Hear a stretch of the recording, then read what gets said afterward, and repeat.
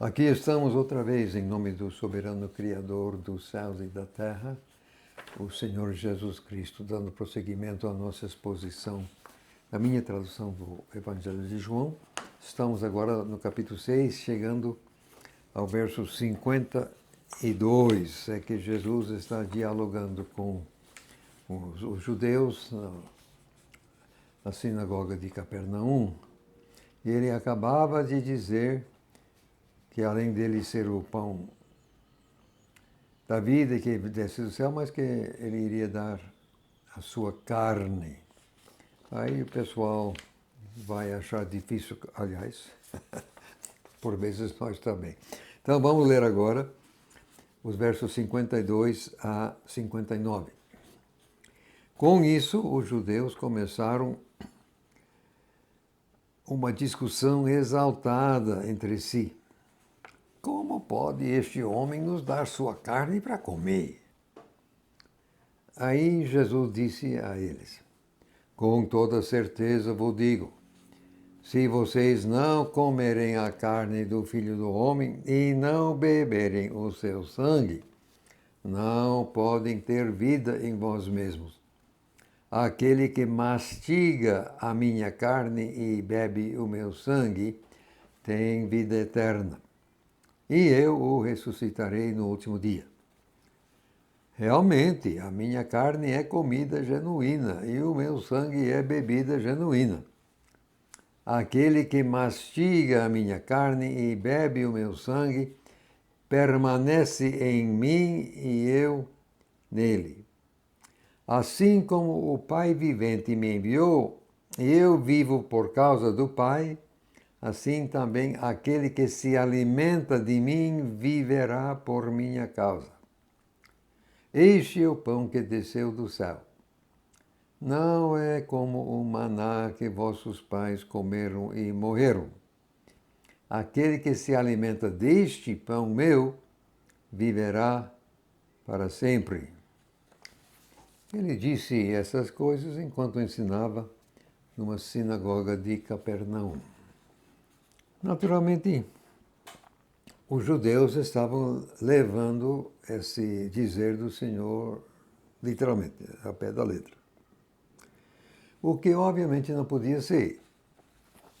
Se eles começassem a retalhar o corpo de Jesus ali mesmo, matariam ele e com isso unicamente as pessoas fisicamente presentes naquele momento poderiam comer e beber. Então, obviamente, não era isso. Mas eles começaram dessa forma, levando literalmente.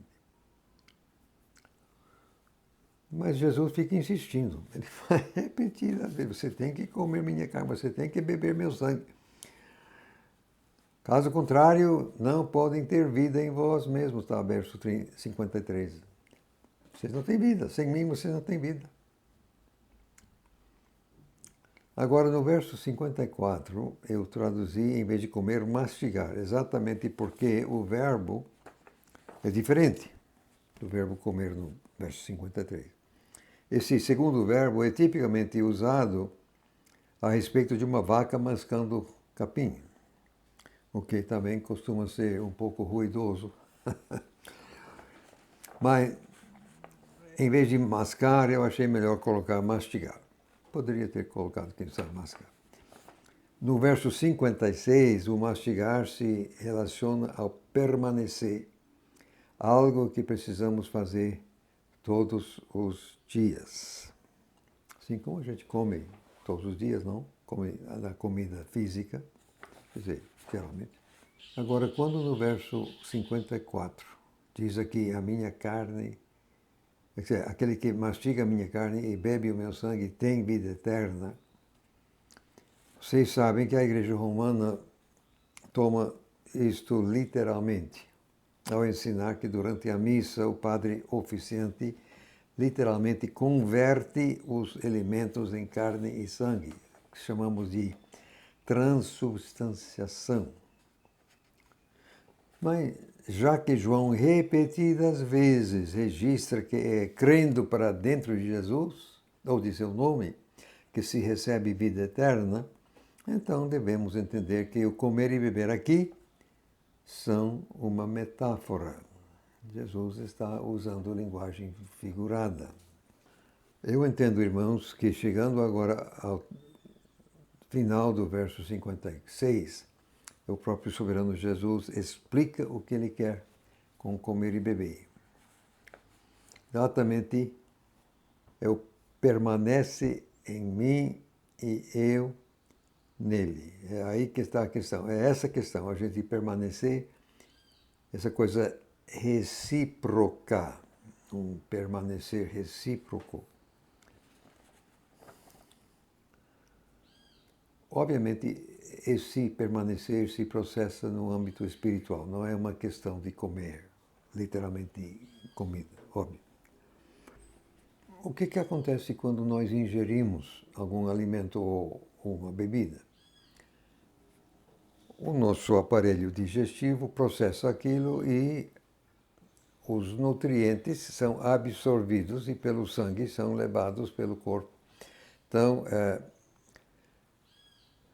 o que comemos, o que ingerimos, de alguma forma se torna parte de nós, faz parte da gente. É isso também que acontece. Quando a gente crê para dentro do soberano, então nós estamos dentro dele, claro, mas o Espírito Santo então vem estar dentro da gente. É um permanecer recíproco. Todos os dois, quer dizer, essa rua tem duas mãos. Ele está enfatizando aqui no verso 57 que ele vive por causa do Pai. Quer dizer, o Pai vivente me enviou e eu vivo por causa do Pai. De forma análoga, então, assim também aquele que se alimenta de mim viverá por minha causa. Exatamente assim. É Jesus que nos dá a vida. Sem Jesus a gente não tem vida eterna, não tem vida espiritual. Então, se nós temos vida é por causa de Jesus. Ele que dá. Aí ele volta a dizer o que ele já havia dito, que aquele pessoal lá atrás comeram maná, tudo muito bem, mas também morreram. Provavelmente uns e outros também espiritualmente, porque morreram rebelados. O que não dava para entender de forma literal é aquilo que então que Jesus repete, terminando o verso 58, aquele que se alimenta deste pão meu, viverá para sempre. Só vida eterna, quer dizer, só vida espiritual. Obviamente não se aplica à vida física, óbvio.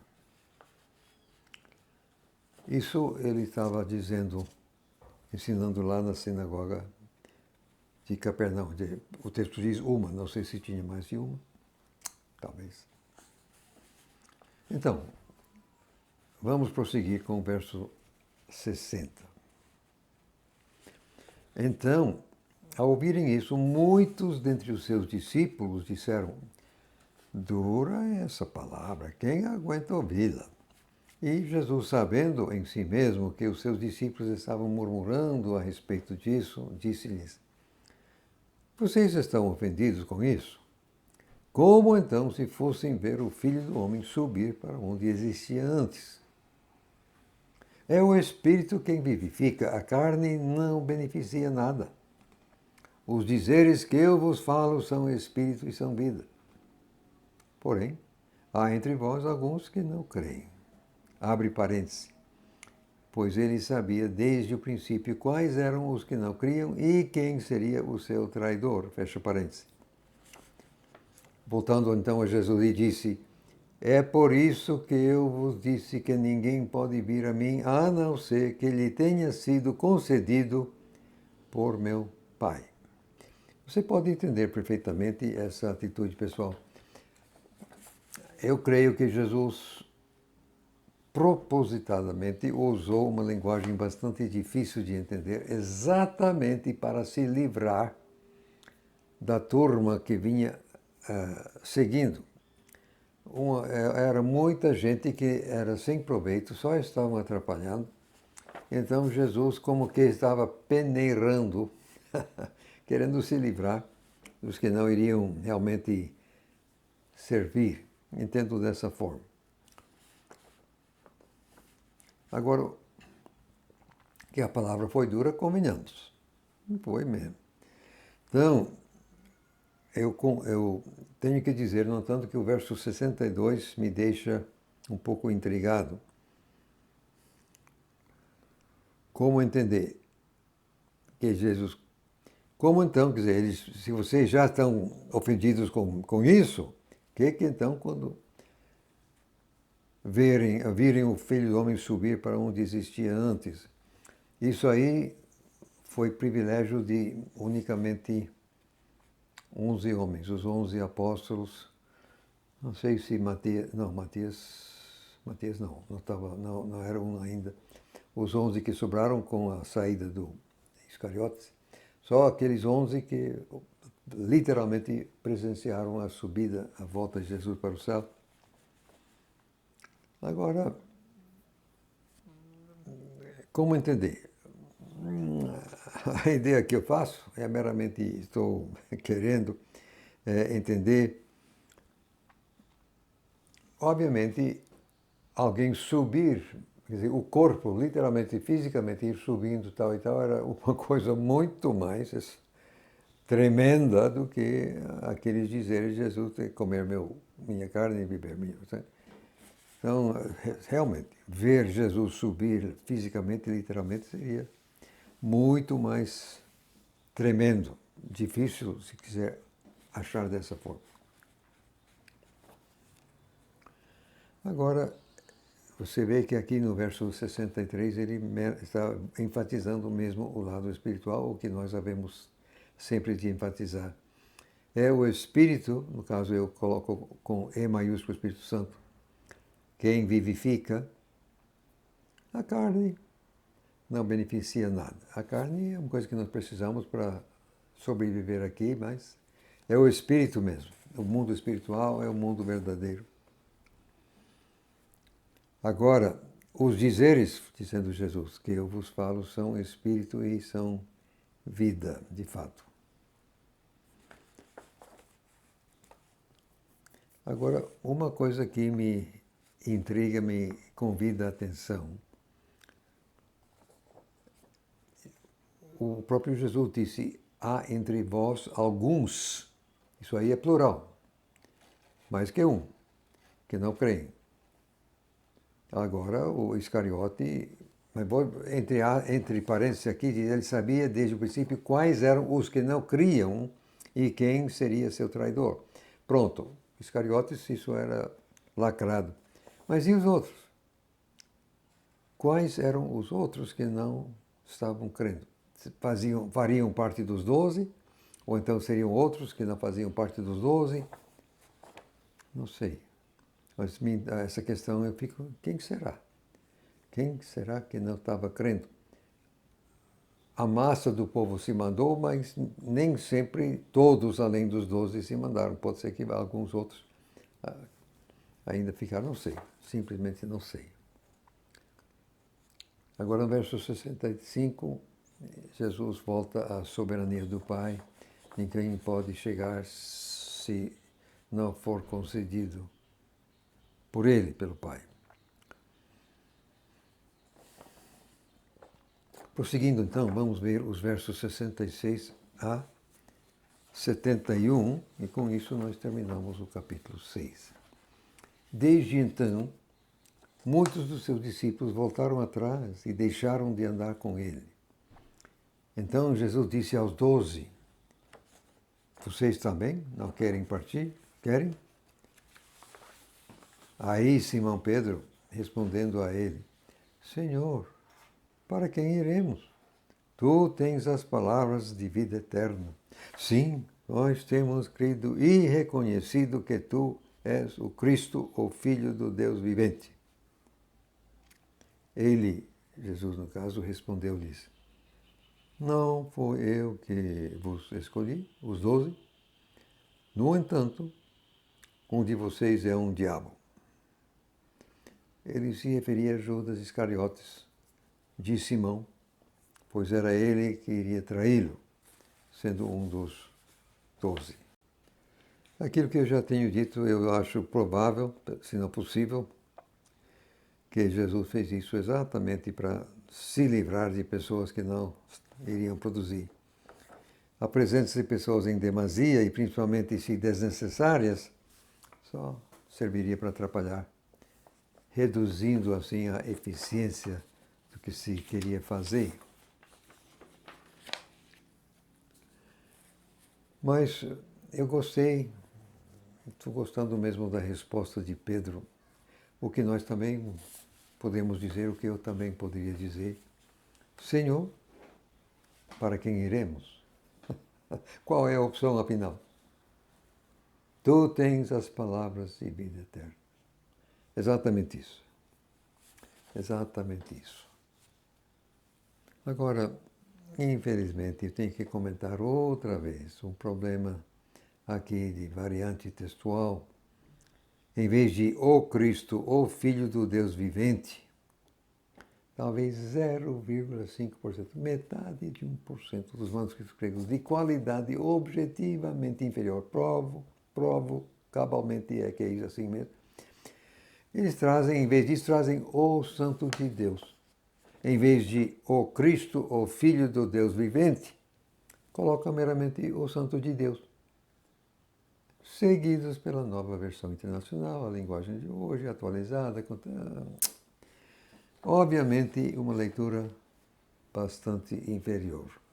Para que seguir 8 manuscritos contra 1.700 melhores do que os 8? Como?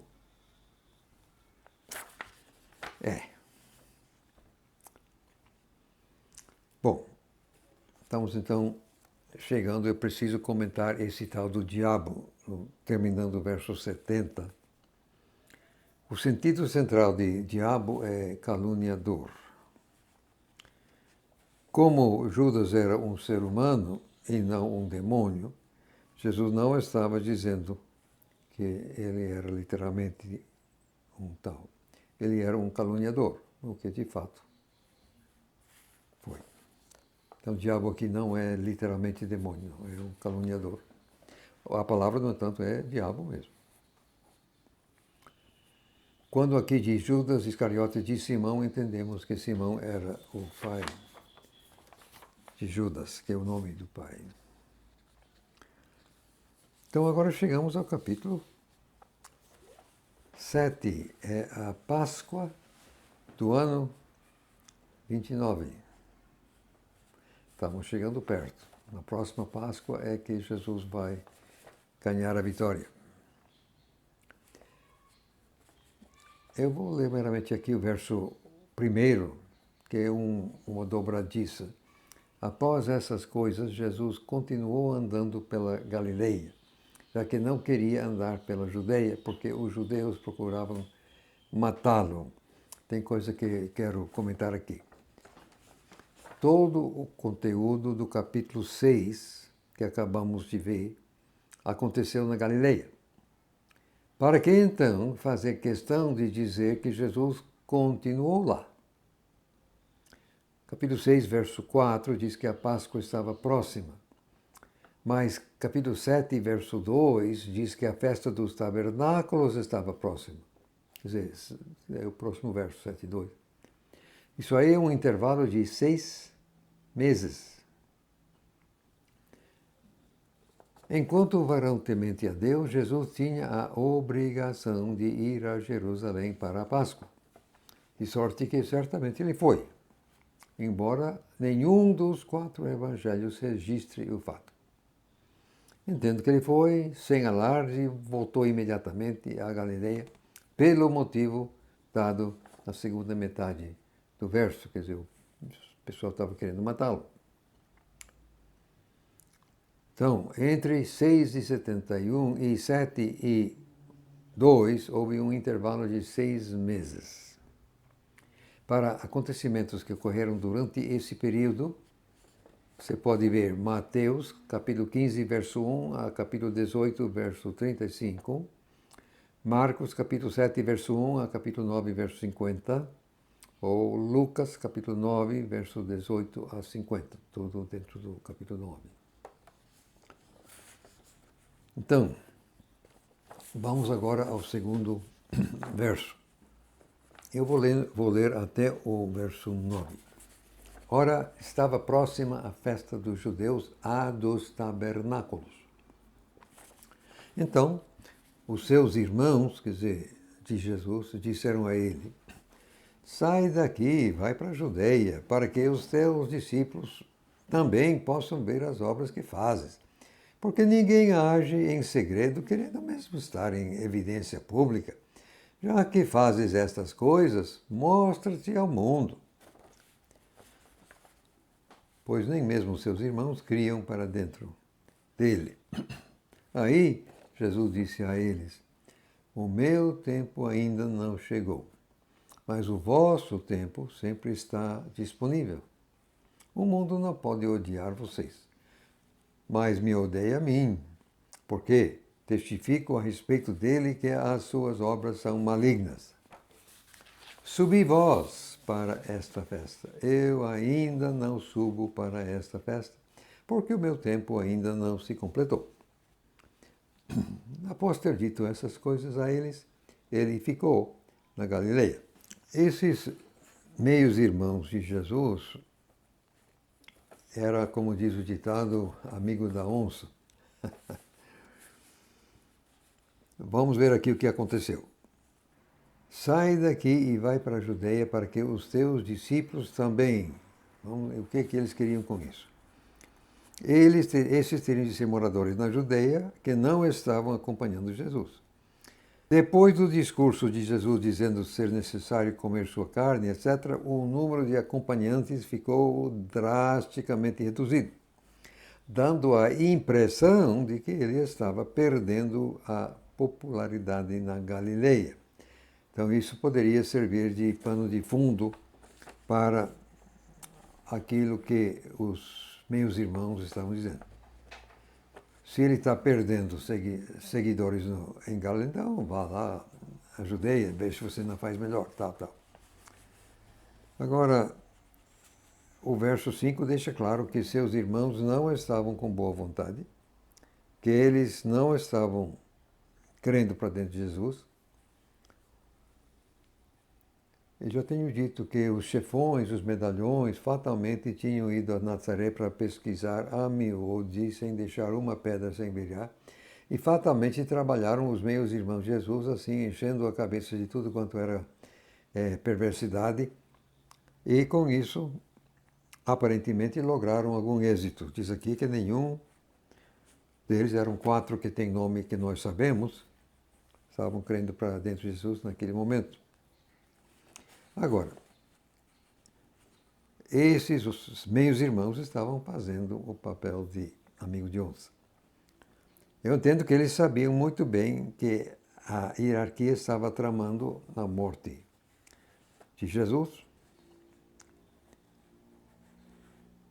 Eu digo, como já falei, parece-me óbvio que os líderes dos judeus tinham pesquisado, enfim, trabalhado a família. E, portanto, eles estavam querendo a morte, os próprios meus irmãos estavam querendo mandar Jesus para a sua morte. Como diz o ditado, com amigos assim, ninguém precisa de inimigo. Agora, prosseguindo aqui, Jesus faz um contraste entre o tempo dele e o tempo deles. Então, o meu tempo ainda não chegou. Isto é, o desfecho. O tempo dele é chegar à cruz e, enfim. Quando ele fala que vosso tempo está sempre disponível, é que eles poderiam se arrepender em qualquer momento. Eles poderiam dar meia volta, se arrepender e crer para dentro de Jesus em qualquer momento. Então, esse tempo deles estava sempre disponível. Agora, que o mundo não iria odiar a eles, que eles não estavam representando nenhuma ameaça ao mundo. Agora, e nós? Sem dúvida, basta você promover valores bíblicos à viva voz no âmbito público e será odiado. Se você não fez ainda, experimente para ver. Assim como hoje está se tornando cada vez o ambiente anticristão, se tornando cada vez mais assim perigoso você defender os valores bíblicos assim na praça pública. Também lá, moralmente na Judeia, não teria sido tão fácil.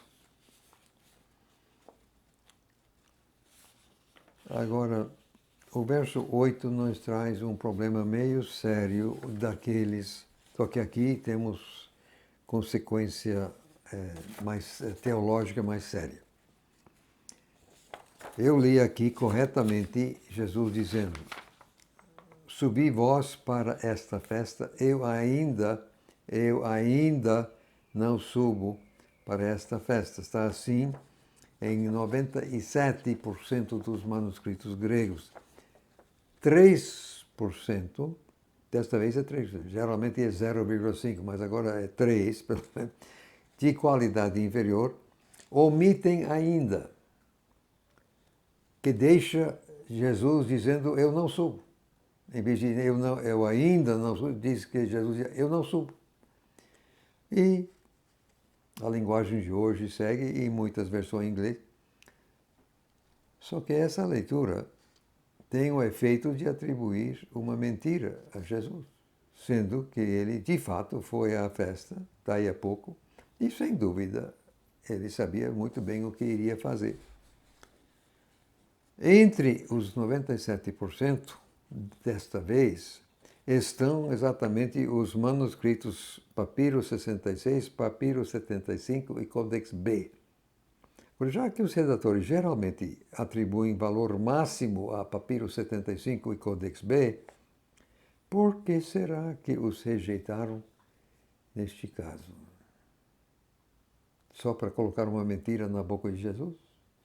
Aí ele ficou na Galileia por um tempinho.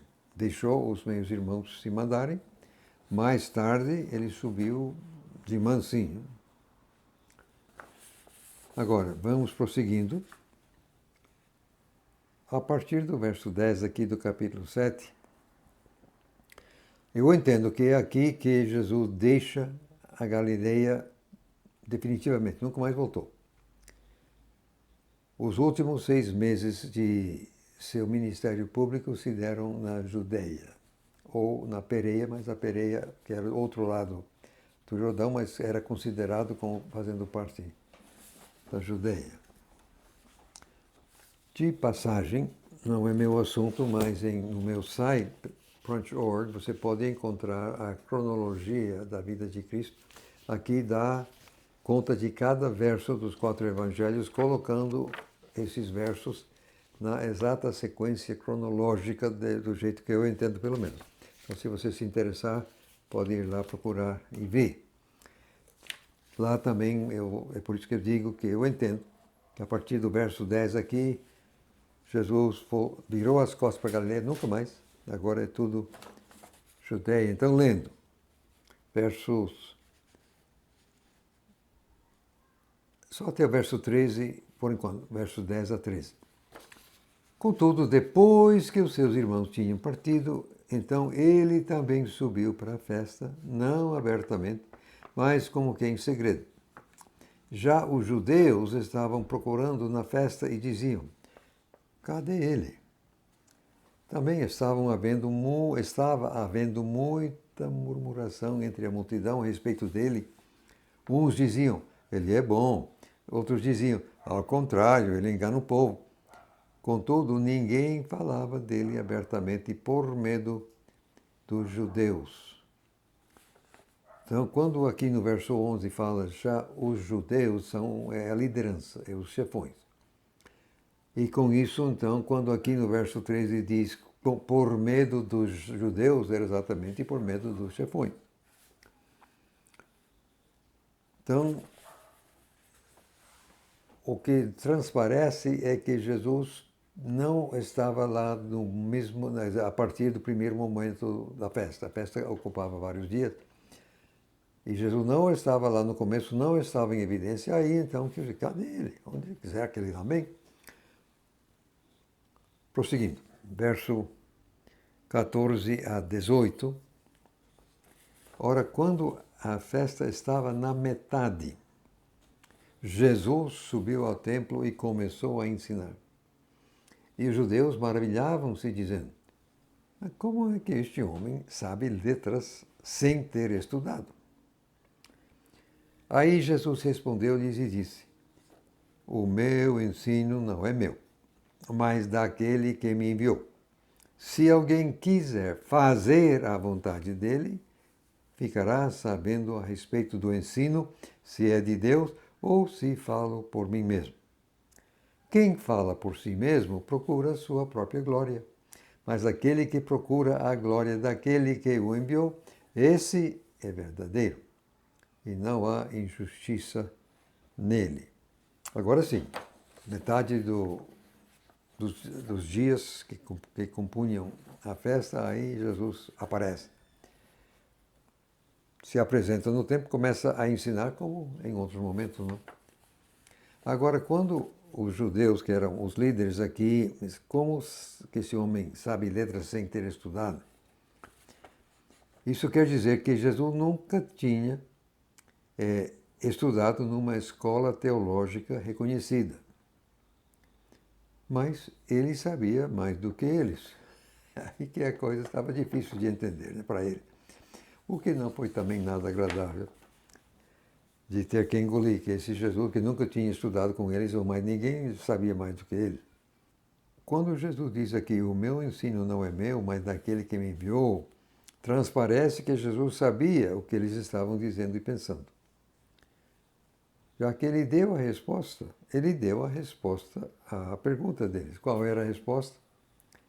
Ele deu a origem, o procedimento, de onde é que vinha a procedência, quis falar, desculpe, estou ficando cansado, a procedência de seu ensino. O ensino dele era do Pai. É por isso que ele sabia mais do que eles. Agora, no verso 17, Jesus, como em tantos outros lugares, enfatiza o fazer. Nós temos que fazer. Diz que você querendo saber a vontade de Deus,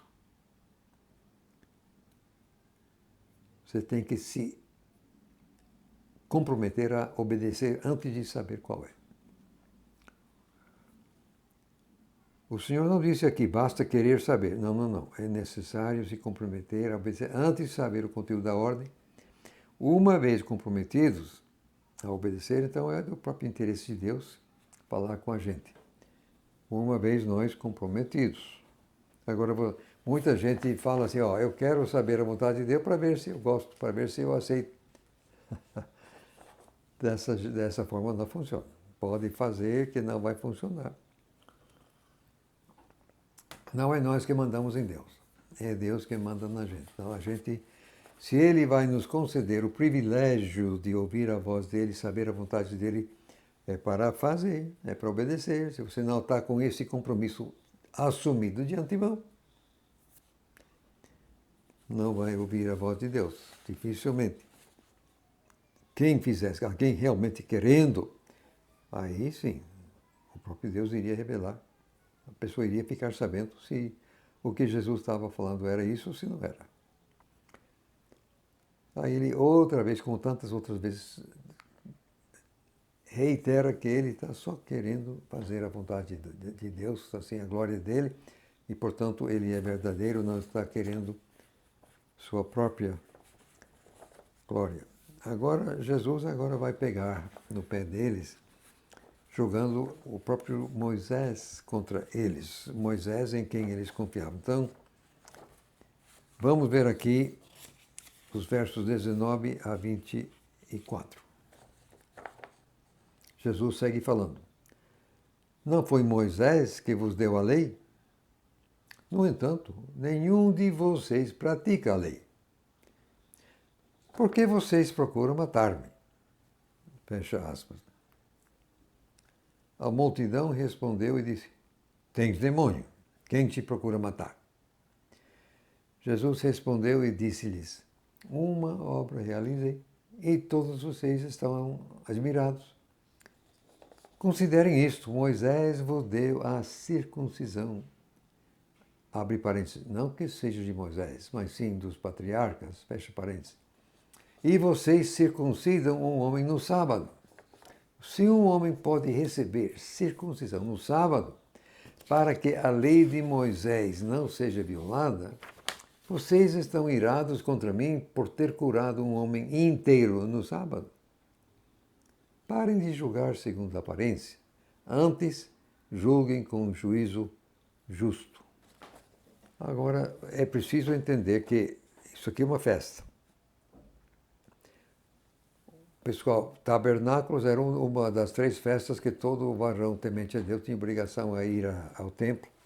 Então, como os meus irmãos já tinham subido e muitos outros. Então, aqui tem uma variedade de pessoas lá no templo. Pessoas moradores de Jerusalém que estariam por dentro do trama, mas muitos outros que estavam nem aí. Então, esses outros não estão sabendo de nada, que não são de Jerusalém. Aí você tem demônio. Quem está querendo te matar? Eles estavam totalmente alheios, ao passo que os moradores do lugar, aí sim. Vamos ver isso mais atrás, lá a partir do verso 25. Agora, isso aqui é muito curioso. Jesus está citando o que ele havia feito há muito tempo lá atrás. De passagem, quando Jesus diz que a circuncisão, ou, aliás, não sabemos se não que seja de Moisés, mas sim dos patriarcas, se isso foi uma parte que João inseriu, se isso fazia parte do exato dizer de Jesus, a gente não sabe. Mas o fato é que a circuncisão, como sabemos, começou com Abraão, 430 anos antes de Moisés, e, portanto, exatamente é dos patriarcas, não de Moisés. Agora, a questão exatamente é que eles estavam ainda furiosos por uma cura que Jesus havia feito. Lá atrás, a última vez que Jesus fez uma cura em Jerusalém, num sábado, pelo menos segundo o registro de João, fazia 1 ano e meio. Aliás, nenhum dos 4 evangelhos menciona qualquer atividade de Jesus em Jerusalém durante aquele ano e meio, desde o capítulo 5 de João, isso em Jerusalém. Parece que Jesus está atribuindo a raiva deles àquela cura. Impressionante, que eles ainda estão com raiva 1 ano e meio depois, porque ele tinha curado um homem inteiro. Então, o argumento de Jesus aqui é que eles se apoiam em Moisés, eles se pautam em Moisés. E é que eles que eram os seguidores de Moisés. Agora, então, Jesus cita o que eles mesmos estavam fazendo, o que tinham de fazer mesmo, que era a questão de circuncidar o menino ao 8º dia, tinha precedente sobre o sábado. Então, caísse no sábado, então fazia mesmo assim no sábado. Então, isso se fazia para que a lei de Moisés não seja violada. Então, como você sabe, a circuncisão tem a ver com uma parte pequena do corpo, e parece que Jesus está contrastando uma coisa, só uma pequena parte do corpo, com um corpo inteiro, que quando ele curou um homem inteiro. Então, por que eles, que vivem violando o sábado com a circuncisão, por que eles estão com raiva? Porque no sábado, lá atrás, Jesus curou um homem inteiro. Parece ser esse o argumento aqui que o próprio Jesus está dando. Parem, verso 24, parem de julgar segundo a aparência, antes julguem com juízo justo. Mas eles não estavam nem aí. Quer dizer, ser justo não era com eles. Eles queriam matar. Então, vamos agora voltar ao texto. Vamos ver aqui a partir do verso 25. Eu vou ler até o verso 30. Então, alguns moradores de Jerusalém, aí que está a questão. Os moradores de Jerusalém começaram a dizer: não é este aquele que procuram matar? E ele aí falando abertamente. e não lhe dizem nada. Poderia ser verdade que os líderes sabem que ele realmente é o Cristo? Entretanto, nós sabemos de onde este homem é. Mas quando Cristo vier, ninguém vai saber de onde ele é. Então Jesus, que estava ensinando no templo, vociferou, dizendo: Vocês me conhecem, sim, e sabem de onde sou. Eu não vim por mim mesmo. Mas aquele que me enviou é verdadeiro, o qual vocês não conhecem. Eu sim o conheço, pois existo com ele e ele me enviou. Então tentaram prendê-lo, mas ninguém colocou mão nele, porque a sua hora ainda não tinha chegado. Agora aqui nós temos no verso 25 aquilo que eu já mencionei. Todos os peregrinos não estavam sabendo do plano de matar Jesus, por isso eles se estranharam. Mas aqui os moradores estavam muito bem sabendo. Então, não é este aquele que quer matar, tá. Aí eu entendo que temos aqui pessoas colocadas maliciosamente e propositadamente pela liderança exatamente para confundir o povo. Por quê? Quando aqui dizem, nós sabemos de onde este homem é, mas quando o Cristo vier, ninguém vai saber de onde ele é. Mas isso não é verdade, isso absolutamente não procede. Se não era possível saber de onde o Messias vinha, como é que os líderes puderam dizer a Herodes lá atrás que o Messias nasceria em Belém? Alguém comprou gato por lebre, como se diz.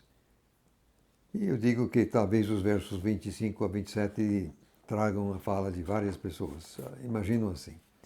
Mas aqui é um equívoco óbvio. Estava no texto, eles sabiam de onde o Cristo viria. Aí Jesus, vocês sabem sim. Vocês me conhecem sim. E outra vez ele volta à tecla. Aquele que me enviou é verdadeiro. Eu não vim por mim mesmo. Mas aqui no verso 28, vocês não conhecem Deus. Eu sim o conheço, pois existo com ele. Isso aqui várias vezes nós temos. Jesus, embora Jeová Filho, embora encarnado no corpo de Jesus cá embaixo, de alguma forma ele estava em contato constante com o Pai. Diz aqui, e não é a primeira vez não, outras vezes já encontramos, eu existo com ele. Existo está no tempo presente. Tempo presente. Ele estava com o Pai. Agora, não pela primeira vez, Jesus, eles tentam realmente pegar Jesus para matá-lo, mas não conseguiram colocar a mão nele. Está aqui no verso 30. Por que não? Porque ainda a hora não tinha chegado. A hora deles realmente poder prender e matá-lo. Isso iria acontecer no momento certo. Daí a 6 meses, aliás. Prosseguindo, versos 31 a 36. Ora, muitos dentre a multidão estavam crendo para dentro dele e diziam, quando o Cristo vier, acaso fará ainda mais sinais do que os que este tem feito? Os fariseus ouviram a multidão murmurando essas coisas a respeito dele. Aí os fariseus e os principais sacerdotes enviaram guardas para o prenderem. Então Jesus disse, ainda estarei convosco por pouco tempo, e então irei para aquele que me enviou. Vocês me procurarão e não acharão. Aliás, vocês não podem ir para onde eu estarei. Aí os judeus disseram uns aos outros, para onde será que este pretende ir? Que não o poderemos achar. Acaso irá ele para a diáspora entre os gregos, a fim de ensinar os gregos? Que dizer é este que ele falou? Vocês me procurarão e não o acharão. E vocês não podem ir para onde eu estarei. São, aliás, duas coisas. Agora, vejam bem, era perfeitamente natural e certo que uns e outros já estavam querendo crer para dentro dele. Então, afinal, tinha dado provas sobrando. Eles dizem mesmo, o Cristo vai fazer mais? Com isso, obviamente, os medalhões, a liderança ficou com medo, chateado, enfim. Não, temos que acabar com isso. Mandaram guardas para prender Jesus. E Jesus se escondeu? Não. Jesus não está com medo, ele não vai se esconder. Lá está ele falando a viva voz, sem problema. E ele vai dizer coisas um pouco complicadas, como, aliás, não era só essa vez. Yeah. Estarei ainda pouco tempo, na verdade, 6 meses. Então irei para aquele que me enviou. Ele está dizendo, então, eu vou voltar para o Pai. Todas as letras. Vocês me procurarão e não acharão. Mas agora atenção. Atenção para o que ele tem. Vocês não podem ir para onde eu estarei. Epa, aí nós temos uma coisa séria. A rigor, o tempo do verbo é presente. E como ele estava fisicamente presente com eles, naquele momento, não faria sentido colocar estou. Teríamos de colocar existo. A ideia deve ser que ser a mesma em João 3,13, que existe no céu. Em outras palavras, Jesus declara àqueles líderes judeus que eles não poderiam ir para o céu. Essa é essa questão. Onde eu estou, vocês não podem. Está falando do céu. Só que eu coloquei estarei em vez de estar aqui. Enfim, Jesus está dizendo vocês não vão para o céu, em outras palavras. E em outros momentos ele mesmo vai dizer com todas as letras que eles são de Satanás, que são perdidos, enfim. Nunca Jesus fez nada para agradar os fariseus. Aí, naturalmente, os judeus não entenderam. Ele vai para onde? Ele vai lá para os gregos, tal e tal. O que eles não estavam entendendo. Aliás, geralmente não entendiam mesmo. Vamos ver aqui agora. Verso 37 a 30, eu vou até 44. 37 e 44. Ora, no último e mais importante dia da festa, Jesus se pôs em pé e vociferou, dizendo: Se alguém tem sede, venha a mim e beba. Aquele que crê para dentro de mim, como diz a Escritura, de seu interior fluirão rios de água viva. Abre parênteses, ele disse isso a respeito do Espírito que estavam para receber os que crescem para dentro dele, sendo que o Espírito Santo ainda não tinha sido dado, porque Jesus ainda não havia sido glorificado. Fecha parênteses. Verso 40. Com isso, muitos dentre a multidão, após ouvir aquela palavra, começaram a dizer: certamente, este homem é o profeta. Outros diziam: este é o Cristo. Mas outros diziam: acaso poderia o Cristo vir mesmo da Galileia? Não diz a Escritura que o Cristo vem da descendência de Davi e da vila de Belém, de onde era Davi? Assim, deu-se uma divisão no meio da multidão por causa dele. E alguns deles queriam prendê-lo, mas ninguém lhe pôs as mãos. Agora, outra vez, Jesus está dizendo que tantas vezes já disse, mas quando ele aqui diz que, como diz a Escritura, do seu interior fluirão rios de água viva, onde na Escritura nós encontramos isso. E por quê? Rios. Rios está no plural. Não bastaria um rio? Agora, as sugestões encontradas nos comentários geralmente não batem. Eu aqui creio que a referência é a Ezequiel 47, versos 1 a 12, que você pode ler com calma mais tarde, e principalmente ao verso 9.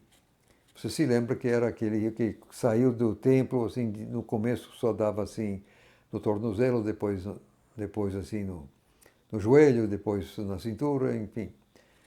É esse rio que quando chega no Mar Morto, então estou agora no verso 9. O texto hebraico traz duas torrentes. Quando o rio chegou no Mar Morto, se dividiu em dois, assim parece, para poder varrer as duas margens, limpando assim mais rapidamente, fazer as duas margens simultaneamente. A água viva leva vida e saúde por onde quer que vá. Pois então, quanta água viva está fluindo para fora de mim ou de você? O segredo daquela água está no verso 12, voltando a Ezequiel 47. A sua água sai do santuário. Eu quero ver agora a primeira carta aos Coríntios, capítulo 6 e verso 19. A primeira aos Coríntios, 6 e 19. Lendo agora, não sabeis que o vosso corpo é o templo do Espírito Santo, que habita em vós, proveniente de Deus, e que não sois de vós mesmos? Então, agora, quem é de Jesus, quem já creu para dentro de Jesus, ele tem o Espírito Santo e, portanto, o corpo dessa pessoa realmente regenerada é um templo. Quer dizer, como o Espírito Santo habita dentro, então é um templo, é um santuário. Nem sempre nos comportamos tão bem assim, mas é isso. Quanto mais a gente permanecer na presença de Deus, é que vamos realmente ter cada vez mais condições de fazer diferença neste mundo, fluindo de nós assim água viva, levando vida e saúde por onde quer que passemos. Isso é um privilégio que o soberano dá a gente. Tremendo isso, é meramente tremendo isso. É aí que Jesus está dizendo, do seu interior fluirão rios de água viva. Está aqui. E o João então explica, é o Espírito Santo. Não havia sido dado ainda, mas iria ser depois da glorificação de Jesus, o que aconteceu exatamente no dia de Pentecostes. Poucos dias após a ascensão, talvez 7 ou 8 dias após a ascensão, é que veio o dia de Pentecostes e, portanto, o Espírito Santo descendo sobre eles de forma definitiva. Aí, aquela divisão de opinião outra vez, este é o Cristo e tal.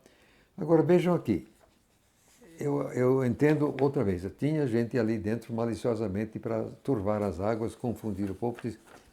Aí vem aqui, verso 41. Acaso poderia o Cristo vir mesmo da Galileia? Não diz a Escritura que o Cristo vem da descendência da Belém.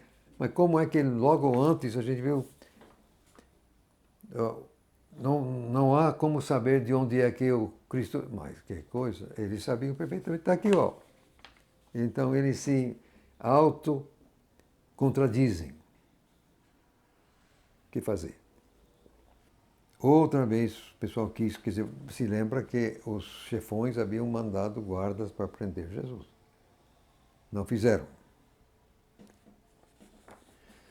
Só porque a partir do capítulo 8 temos outro assunto muito complicado que eu quero comentar assim a miúde. Eu ainda hoje vou prosseguir para terminar o capítulo 7. São os versos 45 a 53. Exatamente os guardas que tinha. Aí vamos ler agora o que aconteceu com os guardas.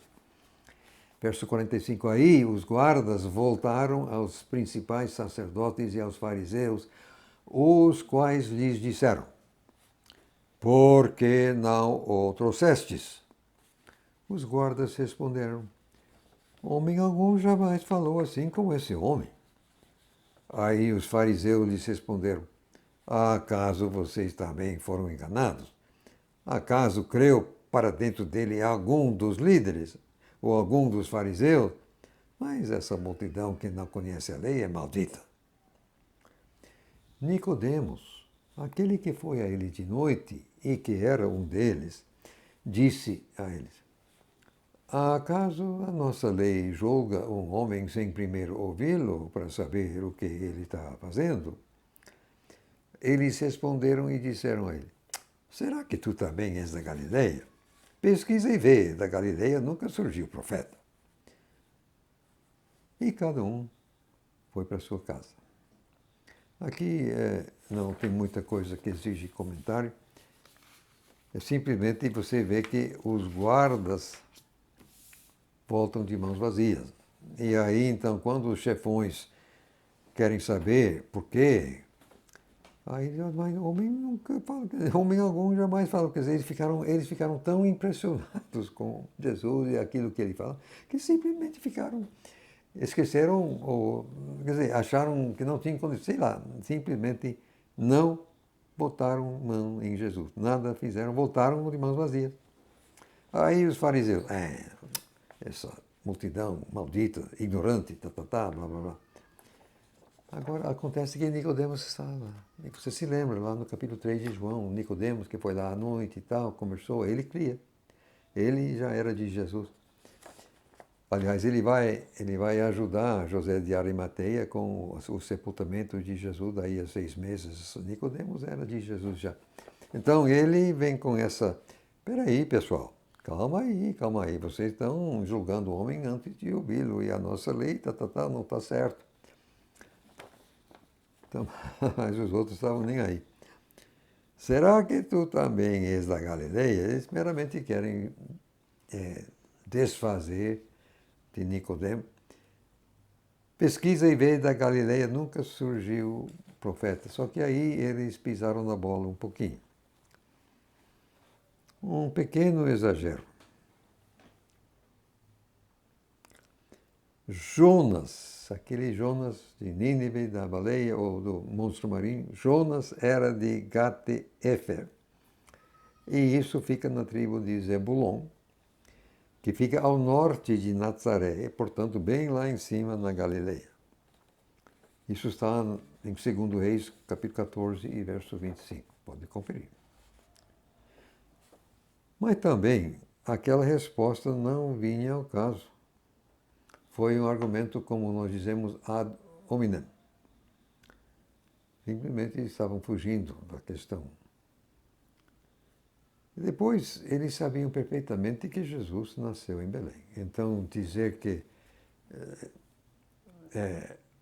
criticar ou querer debochar de Nicodemo, chamando de Galileu, mas eles sabiam perfeitamente que não era o caso, que Jesus era de Belém, né, que Jesus nasceu de Belém. Embora tivesse sido criado na Galileia, é verdade, isso sim.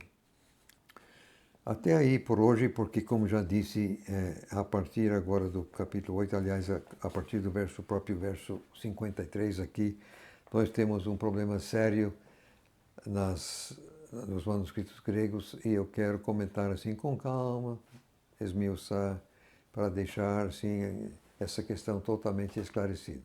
Então, por hoje, por esta vez é só.